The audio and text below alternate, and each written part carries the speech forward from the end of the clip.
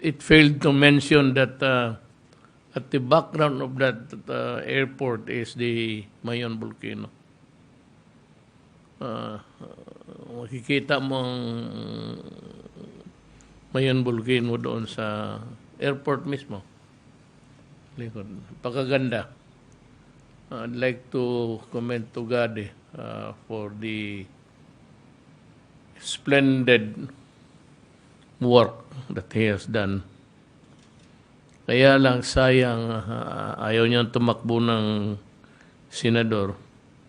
Kumpletuhin lang daw niya yung projects niya tapos pareho kami siguro mag-retire. Sabay-sabay kami.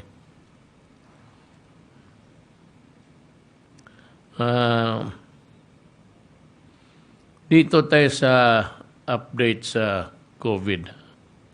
We have already administered close to 50 million doses of COVID-19 vaccines, including 23 million complete doses.